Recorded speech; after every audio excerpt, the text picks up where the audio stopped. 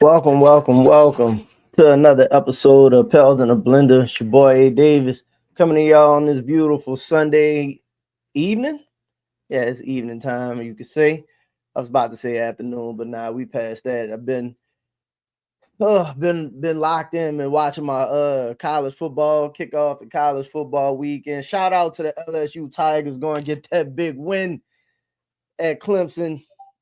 Alabama taking the L. You know, it's been a very exciting weekend to get the college football season started. So we got Miami and Notre Dame tonight, getting ready to lock into that in a little bit. So I just wanted to come to y'all Sunday, obviously, and give you some of this Pels talk so we could go ahead and get our week started, have something fresh on the mind. So over after the episode I did with Justin, shout out to Justin from Pro Pels for coming through and doing the episode. But we kind of talked about Trey Murphy and Zion Williamson as a duo and how they stack up, and are they formidable? Are they gonna be a threat? Because at the end of the day, whether you look at it with Z and Trey or Z and Poole, I think Z and Trey are the two that they've been here for a while. We've seen them as the lead on this team when Brandon has been out at times, but now it's full go. Brandon is no longer here. CJ is no longer here.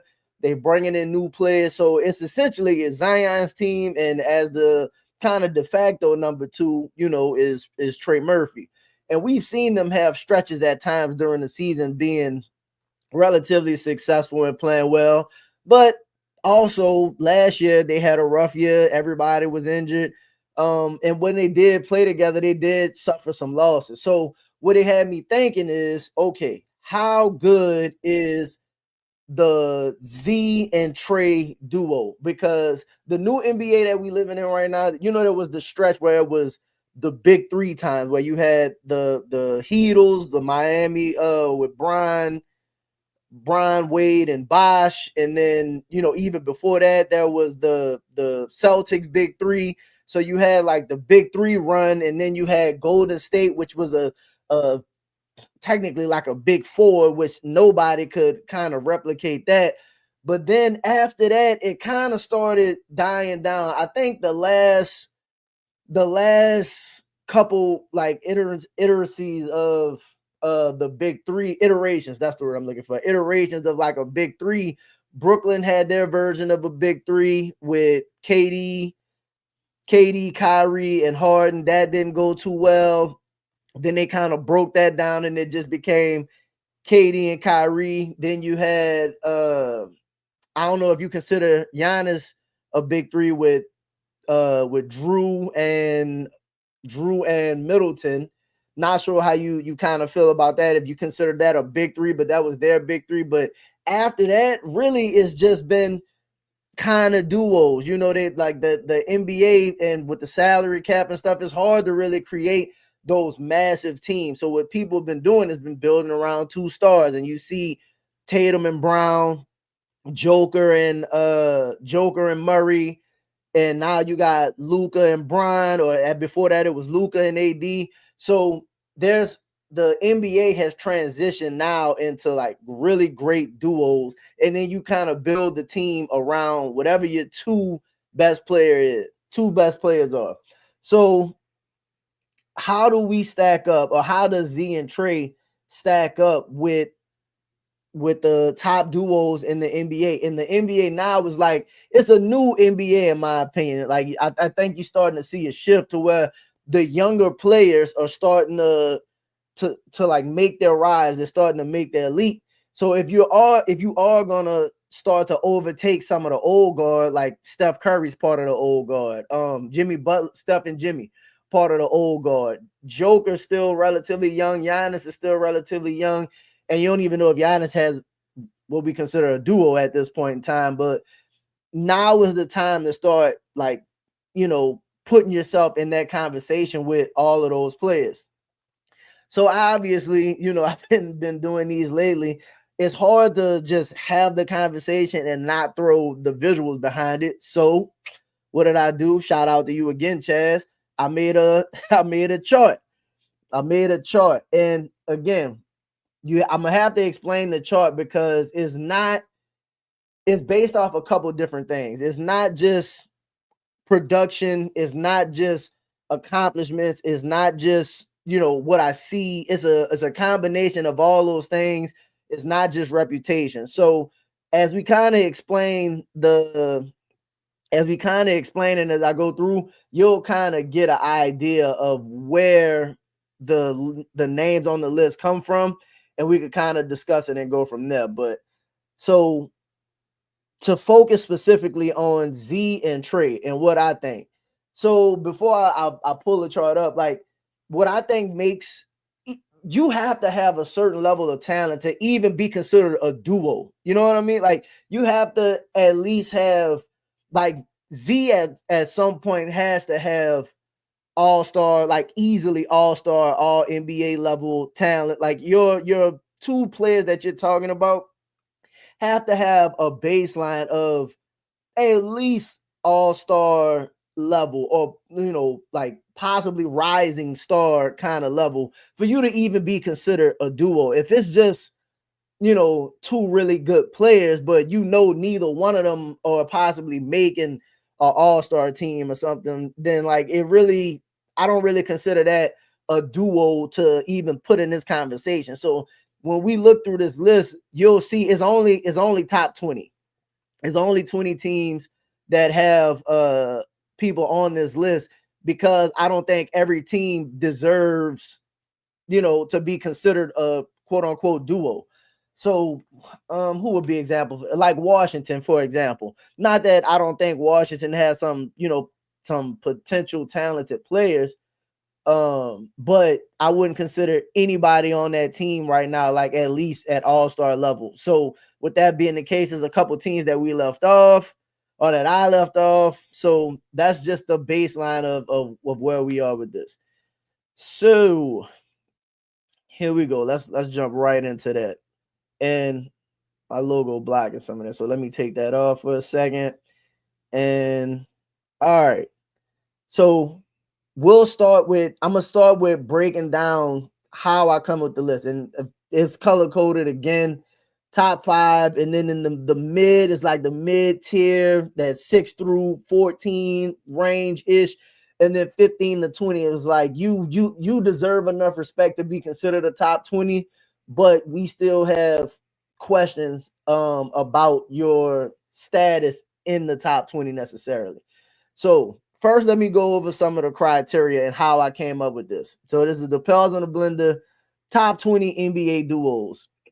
So the top 5 is made up of like all recent champions, MVPs.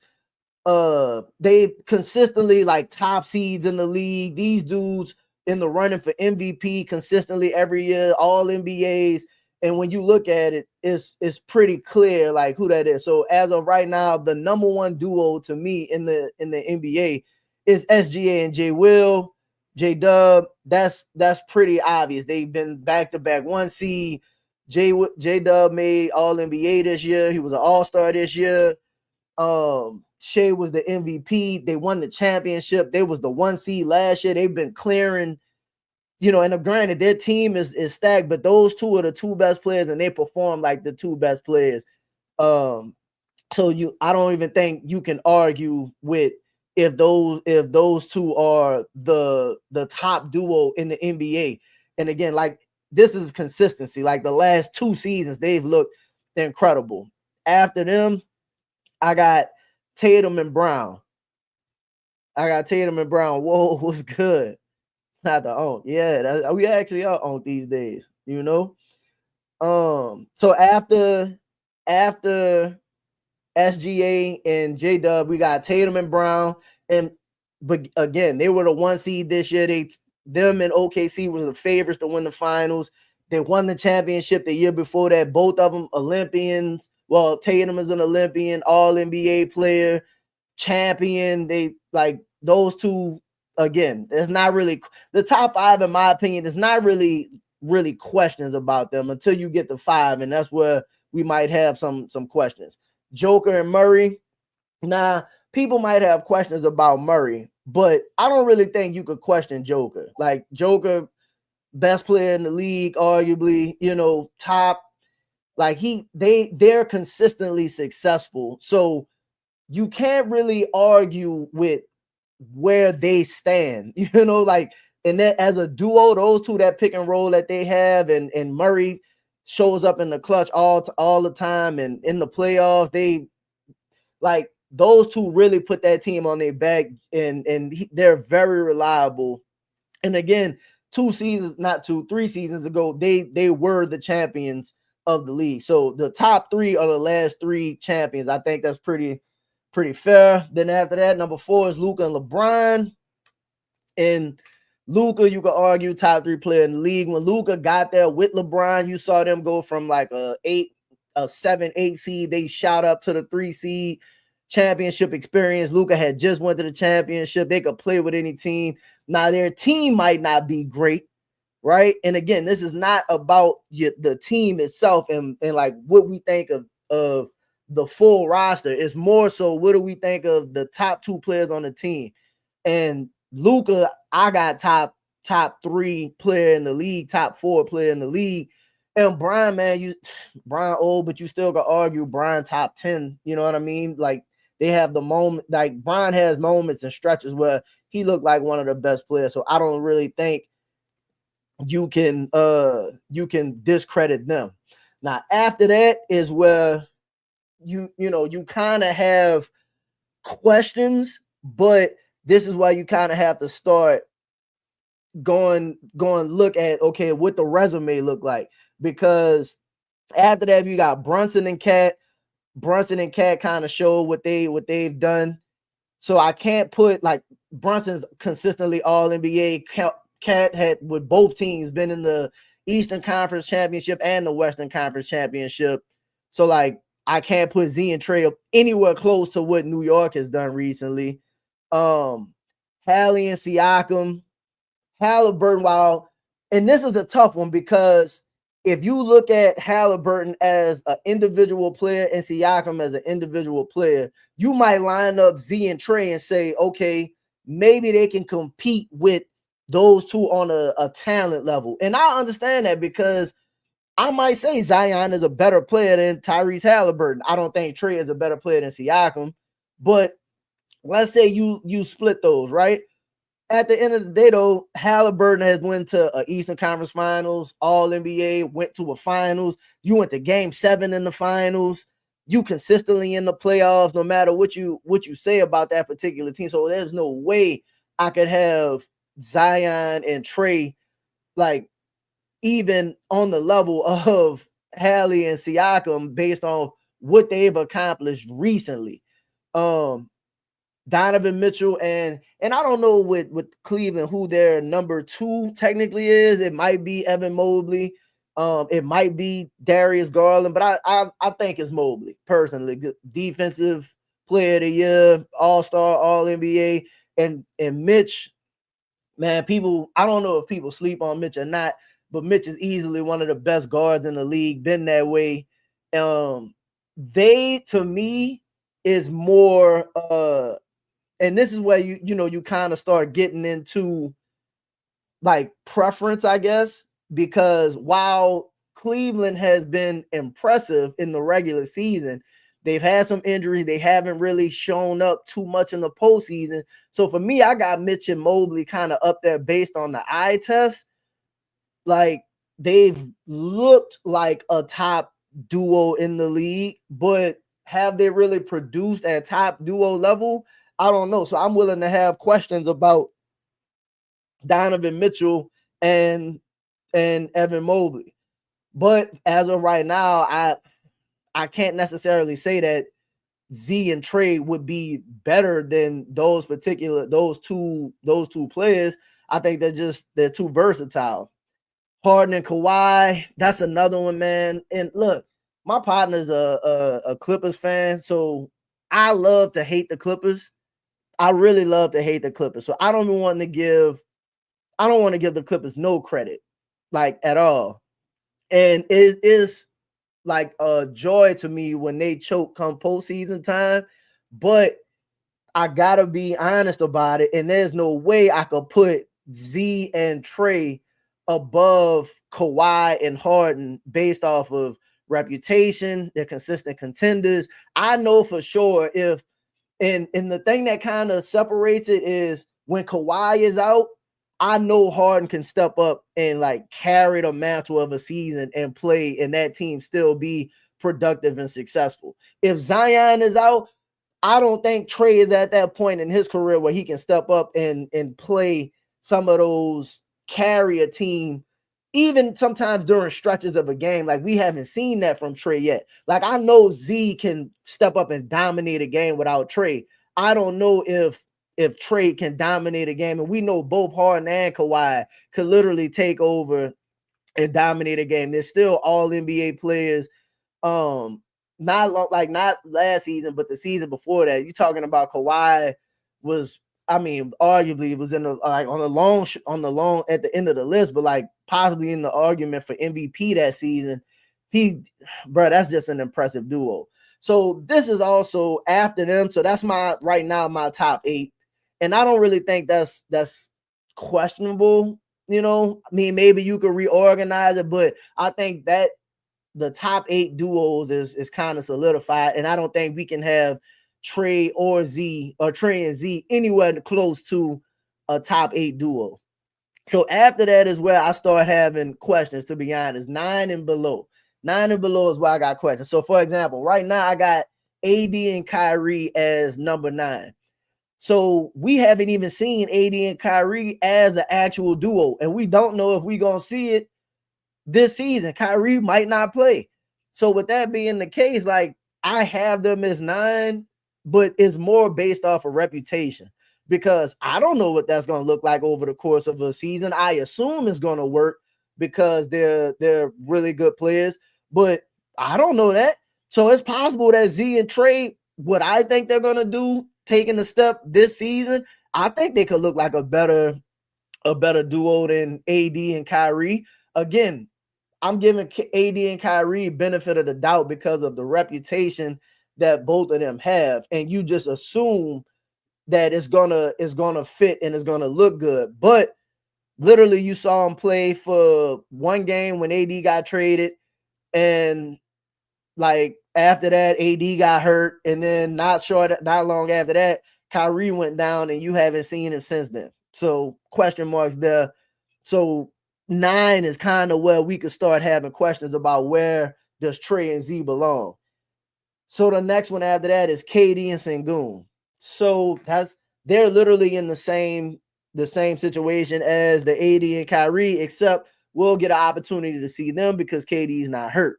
But they literally get this based off reputation. Like, KD is one of the best players in the league, but at the same time, I just saw Kevin Durant in Phoenix, and I thought, a lot of people thought when they initially made the deal that Phoenix was going to be an elite team, a top team. Devin Booker and Kevin Durant would be one of the top producing duos in the league. And if you're going to look at it from a number standpoint, they produced, but what did that produce for you? It didn't necessarily produce wins.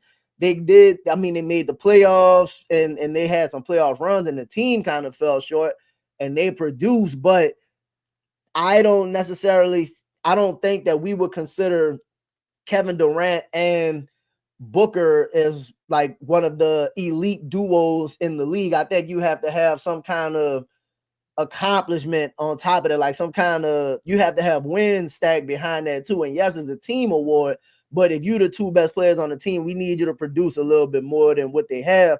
And the same thing goes for Trey and Z. We've seen them, they haven't, and shout out to Mike again. Mike always makes really good arguments, which is why sometimes he gets on my nerves. But the thing about Trey, it's hard to say what Trey is officially going to be as a number 2 or the second best player on the team, because, and he made a really good point, this will be the first time in Trey's career he's the full-blown starter and number 2 in the option. So that means when teams come in to see you, we game planning for who? They've been game planning for Zion. We know what Zion is going to do. They're now officially game planning to stop Trey.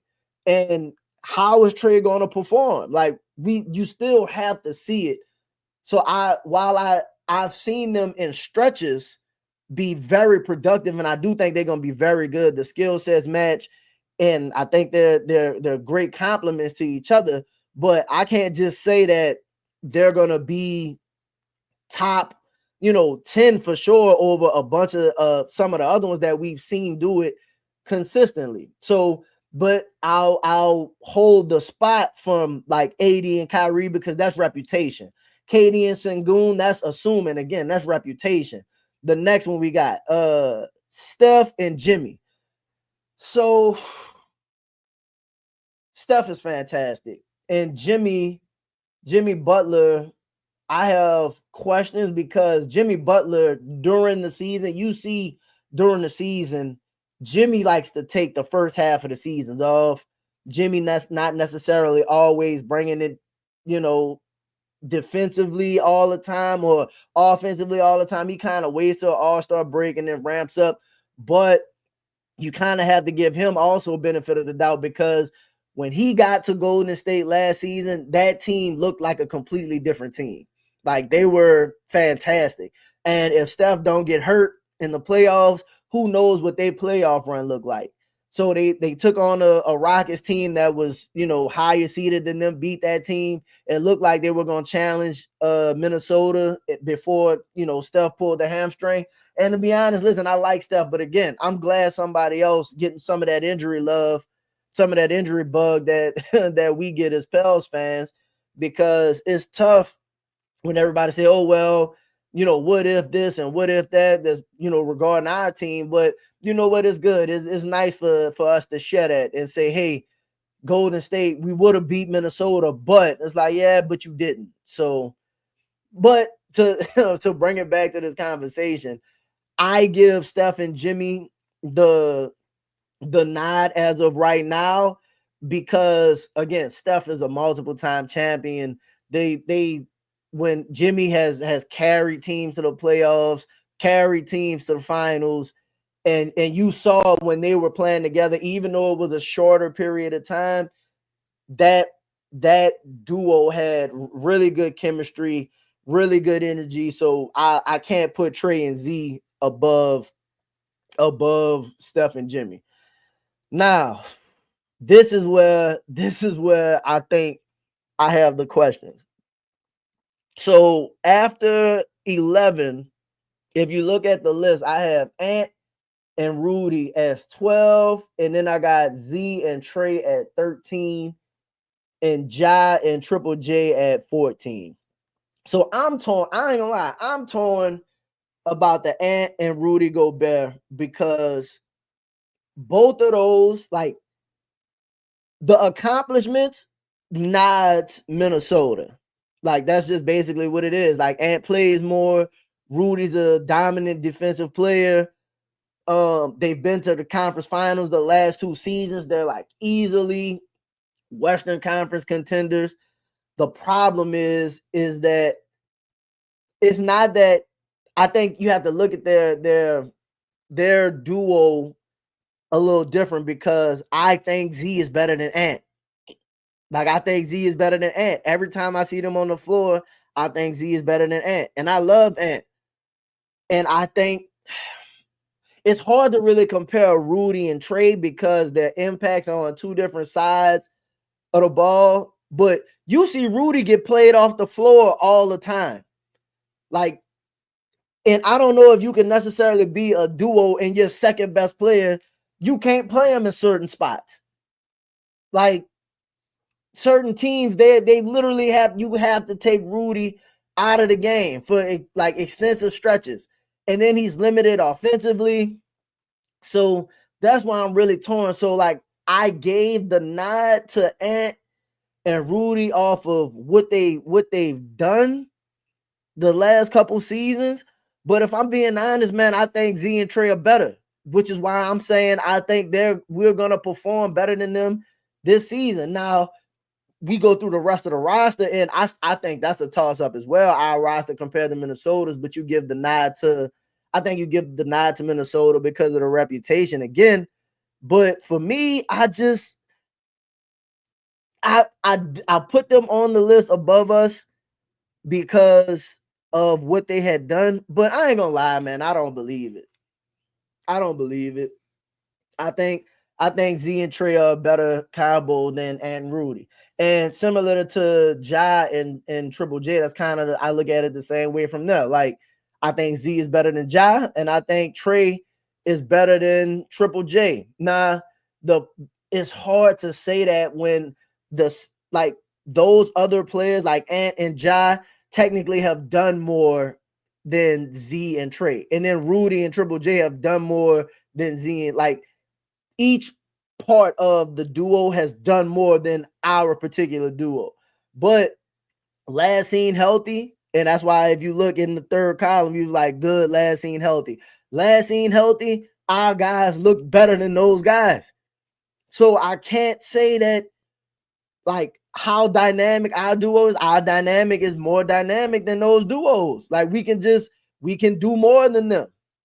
Like we can do more, and it literally comes down to health, but I just, that's just how I feel about it. Now, 15 and below, there was a lot of talk about like Tyler and Bam. I think is an underrated duo, and they've done a lot, but they don't necessarily like without Jimmy. You got to show me because they haven't. Miami period with Jimmy without Jimmy lately have not been great, but those two dudes could hoop.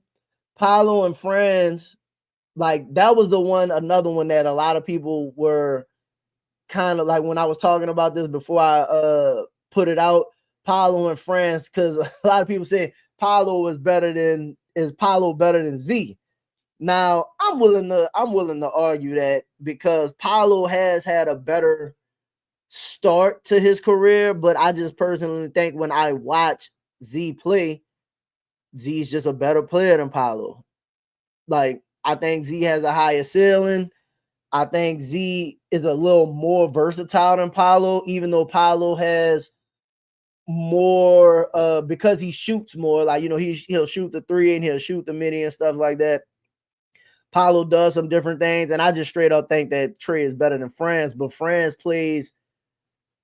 is a lot better than people think. But right now I still got Z and Trey above them, but that was another one that people wanted to give a little pushback on. Wemby and Fox, you got to show me, dog. You got to show me. I still got questions about Wemby. I won't lie. I got a lot of questions about Wemby, and he's a elite talent for sure. Fox is an elite talent as well. But I can't put them above Z and Trey. Giannis and I got Giannis and Miles Turner on there, but it's more so just Giannis and whoever his second best player is, because Giannis is so good that you just kind of can't have a list of two best players and like Giannis' name at some, like he's so good that at some point him and whoever his second best player is probably better than some of the other duos on the way down of this list. And then to finish it off, I got Cade and Jalen Duren, and then that's a up and coming duo in my opinion. Cade for the first time last year looked like a good player, but like last year, he all NBA and really showed what he could do. I need to see more from Cade, but they're up and coming duos. When I was talking about like those young dudes that have a chance to really break out and keep going, that's one of them. And Devin Booker and Jalen Green kind of finished off the list, and they got potential to go up too because Jalen Green is very talented, but I just don't know what those two are gonna look like. I just saw Booker with KD and then not look great. So why do I not look great from those two producing, but not look great to where it didn't amount to much of anything in my opinion? So I don't know how Jalen Green is going to perform necessarily, because I don't think he's a better fit than KD was. So I can't have them too high. But as of right now, man, that's kind of where I have it. I have Z and Trey slotted as the 12th or 13th best duo in the NBA. And I'll say this, that's with the potential to move up. Like, it's possible by the end of, if they do what I think they're going to do, by the end of this season coming, there'll be a top 10 duo. Well, on the strength of, we don't know what AD and Kyrie is going to look like because we don't know when Kyrie's coming back. Hallie and Siakam, Halliburton's probably going to miss the season, so you won't even get a chance to really see them. Same thing with Tatum and Brown. Tatum's not going to really be there for most of the season. So we don't know what that's going to look like. That's already 3 possible spots. I got them ahead of Ant and Rudy anyway. Steph and Jimmy, I got questions about, like I said, because I don't know what Jimmy's going to look like from day one. And I think they team have some limitations as well. So I don't know if throughout the season those 2 dudes are going to be able to carry as long and look as good as what I think Trey and Z are going to look like throughout the course of the season. So I'm almost willing to make the prediction that if this team performs the way I have them performing, because again, I got Z finishing the season 65 plus games played, top 6 seed, second team all NBA type season. And I got Trey being a borderline all-star, like might make it all like off the injury reserve and stuff like that. But if he gets in, then you could make an argument that Z and Trey could be a top 10 duo in the NBA. And that's kind of where I fall. If Zion is dynamic and dominant as he is, and you've seen stretches, again, the dude was in those, and a lot of people want to the if healthy games played, all of that, and I understand it. But if they can do what they're supposed to do and what their talent says they can do, there's like, at this point, you can easily see them. I can see them supplanting AD and Kyrie again. Kyrie won't be there for the season. Possibly KD and Sengun. I think the Rockets team is going to perform better. So I don't know, but can we look at the two talents and say maybe? I don't know, because I think Trey can have I don't think Trey is KD or nothing like that. That's not what I'm saying. But Trey can look like a mini KD, depending on how he develops his mid-range and stuff this season. He's going to shoot the 3 well. He's explosive enough to get to the rim and look athletic like how KD was when he was younger. He was taking people off the dribble. So I think you could see a mini version of that. And if he takes that kind of step, then I think you'll see that particular, again, man, I think it looks well for our team. Let me see. Like I said, that's Hallie, Siakam, Mitch and Mobley. You absolutely could come after Mitch and Mobley. I mean, they in the East, so I think it's gonna be tougher to kind of contend because when you're going up against West competition all of the time, it's a challenge every night. But what you got to do is you got to dominate the matchup. You got to dominate. But I think Mitch and Mobley is one that you could, if Trey takes the leap, because Evan Mobley took his leap last season, and you saw him kind of coming along, and then last season he took his leap to what really solidified Donovan Mitchell and Mobley, in my opinion. And coaching played a part in that, and them, getting in Kenny Atkinson and how he used them. But I think if Z and Trey finally being able to get a full season as the number 1, number 2, the pair that we have been seeing, and you saw stretches again in the season when that short stretch when Zion was looking like an MVP candidate, in my opinion. They were the 1 seed in the West. Trey and CJ, were kind of the running mates. Trey was really the number 2. BI was out. You saw Trey coming along, and this was a couple of seasons ago. Trey wasn't even as good of a player then as he is now. Then you saw at the end of the 49 win season, Trey and Z going on the tear, getting that West Coast road trip. And even before that, you saw the stretches of how impactful and how good Z and Trey looked when they play together. So, and just last season, even though it was a season from hell, they had games together where you saw the potential talent. Like, they competed with some of the top teams in the league, and you can see that Z and Trey actually can both look good in the same game. Like, it don't have to be, okay, this is a Zion game and this is a Trey game. Like, there'll be games where both of them, in my opinion, go for 28 and 30 in the same game. I think they're, like, from a points perspective, I wouldn't be surprised if they combine for, like, because I got Z averaging around 28 and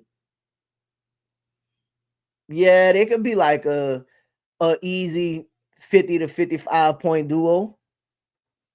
50 to 55 point duo. What that put them at? Like 25 and 25, or one of them got to be like 30 and 20, something like that.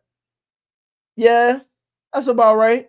I got Z averaging close to 30, Trey 20 and up. So 50 to 55, somewhere in there. I think if you could get that from your duo, you know what I mean? 50 to 55 points. And obviously the rebounds and assists got to be there too. But I think you absolutely could find yourself in the top 10. So that's kind of where I'm at, man. I think the Z and Trey, and I don't know if you feel like I made a compelling argument necessarily, but I think the top 5 is for them I don't even think they can scratch top 5, to be honest. To scratch top 5, you got to be, one, you got to do it for more than one season. Or one of your players got to be one of the best players in the game. So, like, if Z gonna look like really be an MVP candidate, then maybe. But if not, I don't think you could scratch top 5. Is the ceiling, because it looked like 6 and 7. Like, you got to be damn near 1 seed conference finals levels or something like that for your team, for your duo to kind of really get a claim to be in that ranking. But they're exciting, they're dynamic. I think they got a shot. So I'm not gonna hold too long on this Sunday. You know what I mean? Shout out to everybody that tuned in, tapped in.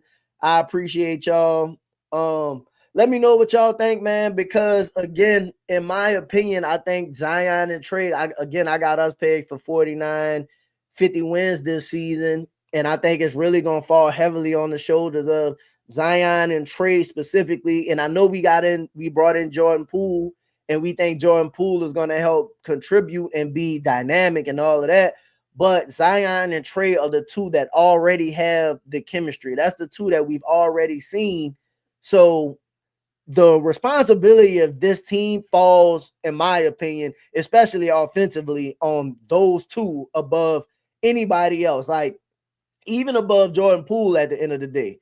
Like, Jordan Poole was brought in because we think he's going to be an addition to what we have, but it's not like you've already seen. Like, Jordan still has to figure out Willie Green. He's got to figure out his role and all of that. And I think it's gonna be fine.